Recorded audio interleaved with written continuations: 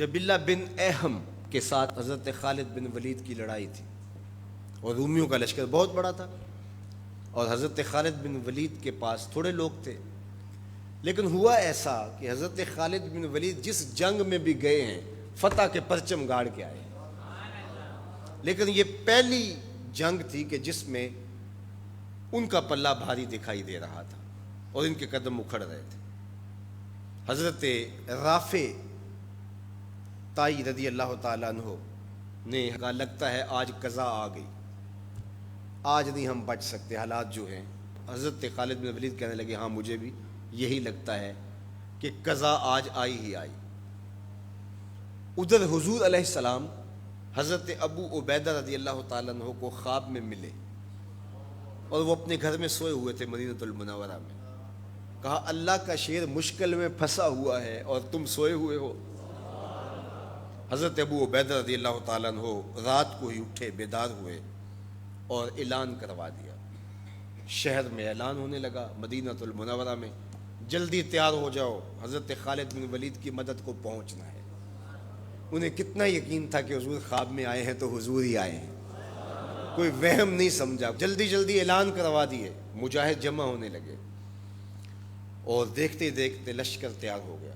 تو انہوں نے محسوس کیا کہ لشکر سے ہٹ کے کوئی سوار چل رہا ہے, تو انہیں کوئی شک گزرا کہ کوئی جاسوس نہ ہو. ذرا مزید اس کی جستجو کی تو وہ نقاب پوش بھی تھا, تو شک اور زیادہ بڑھ گیا. تو حضرت ابو عبیدہ نے کہا کہ انہیں گرفتار کر کے لاؤ, یہ جاسوس ہے, کون ہے, ہم اس کی تفتیش تو کریں. تو خیر انہوں نے گھیر لیا ان کو, ان کے گھوڑے کو ابو عبیدہ کے قریب لے آئے. تو حضرت ابو عبیدہ نے کہا تم کون ہو؟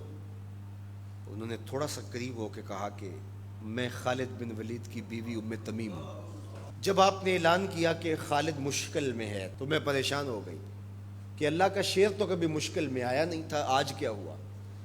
تو میں نے غور سے دیکھا کہ وہ اپنی ٹوپی گھر بھول گئے تھے, جس ٹوپی کے اندر حضور کے منہ مبارک سیے ہوئے ہیں, اور وہ جب بھی جنگ کیا کرتے تھے تو وہ ٹوپی اپنے سر پہ پہن کے کیا کرتے تھے, اللہ فتح عطا کرتا. تو میں ان کو ٹوپی دینے جا رہی. اللہ اکبر. جب یہ لوگ وہاں پہنچے تو سواروں کا ایک قافلہ آگے بڑھ کے خالد بن ولید کے ساتھ دشمن پر حملہ آور ہو گیا. ایک نقاب پوش سوار آگے بڑھتا ہے اور ہاتھ میں تلوار ہے, اور دشمن پیچھے ہٹتا چلا جاتا ہے. تو خالد بن ولید کو رشک آیا اس کی بہادری پہ اور خوش بھی ہوئے, اور حالت جنگ میں اپنے گھوڑے کو ایڑ لگا کر کے اس سوار کے قریب ہوئے اور کہا نقاب پوش جوان تم کون ہو, اتنی بہادری سے لڑ رہے ہو؟ تو اس نے ہلکا سا نقاب الٹ کے کہا پہچانو تمہاری بیوی ام تمیم ہوں, اور تمہیں وہ ٹوپی دینے آئی ہوں جس کے اندر حضور کے بال سیے ہوئے ہیں. تو حضرت خالد بن ولید کو انہوں نے ٹوپی عطا کی اور انہیں سر پہ رکھی. اللہ نے اسی دن مسلمانوں کو فتح عطا کر. یہ حضور علیہ الصلوۃ والسلام کے بالوں کی برکت تھی. حضرت ام سلمہ رضی اللہ تعالیٰ عنہا کے پاس, زوجہ رسول صلی اللہ علیہ وسلم کے پاس حضور کے مبارک بال تھے. حضرت عثمان بن عبداللہ رضی اللہ تعالیٰ عنہ کہتے ہیں کہ مدینے میں اگر کسی کو نظر لگ جاتی یا کوئی بیمار پڑ جاتا تو وہ ام سلمہ سلام اللہ علیہا کے پاس آ جاتے, تو وہ پھر ڈبیا سے بال نکالتی اور پانی کے گلاس میں ان بالوں کو جنبش دیتی, اور ان بالوں کی برکت سے وہ پانی جب بیمار پیتا اللہ اس کو شفا عطا کرتا. یہ حضور کے مبارک بالوں کی برکت ہے. اللہ اکبر. اور ایک دن حضور غسل کر کے آئے اور سیاہ رنگ کے مبارک بالوں, اللہ اکبر, کا حسن اور نمایاں ہوا. تو حضور نے ایسے ہاتھ ڈال کر کے ایک بال الگ کیا اور ساتھ ارشاد فرمایا من ازا شعرتم من شعری فالجنت علیہ حرام. سن لو جس نے میرے بالوں میں سے ایک بال کو بھی اذیت دی اس پر اللہ کی جنت حرام ہے. ہم تو حضور کے غلام ہیں, حضور کے نوکر ہیں. حضور تو حضور رہے, حضور کے بالوں کی توہین بھی گوارا نہیں ہے.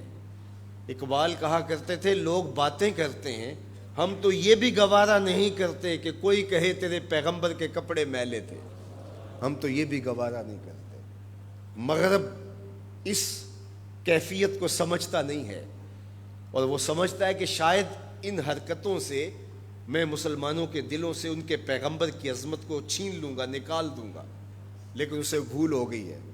یہ ہزار گناہگار سہی، بدکار اور سیاہ کار سہی، دنیا دار سہی، یہ کاروباری سہی، لیکن جب اپنے دل کا سودا کرنے کی باری آئے تو مدینے کی گلی میں کرتے ہیں، اور سب کچھ لٹانے کے بعد بھی کہتے ہیں حق تو یہ تھا کہ حق ادا نہ ہوا۔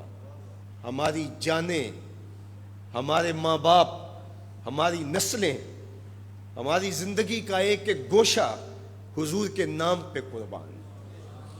حضور کے نام کا جھنڈا کبھی نیچا نہیں ہو سکتا، ان کے نام کا جھنڈا ہمیشہ اونچا رہے گا۔ چاند کی طرف منہ کر کے تھوکنے سے اس کی نوری کرنوں کو میلا نہیں کیا جا سکتا، تھوکنے والے کا تھوکا اس کے اپنے منہ پہ آ گرے گا۔ تبت یدا ابی لہب و تب کا تازیانہ آج بھی دشمنان رسول اور شاتمان رسول پہ برس رہا ہے، اور میرے نبی کا نام کل بھی اونچا تھا، میرے نبی کا نام آج بھی اونچا ہے، رہے گا یوں ہی ان کا چرچا رہے گا، پڑے خاک ہو جائیں جل جانے والے۔ ہمیں غور کرنا ہوگا کہ آج ہمارے اوپر یہ جو آزمائشیں اور یہ ابتلائیں ہیں اور یہ امتحانات سے ہمیں گزرنا پڑتا ہے، اس سے دردناک امتحان امت کے لیے کیا ہو سکتا ہے؟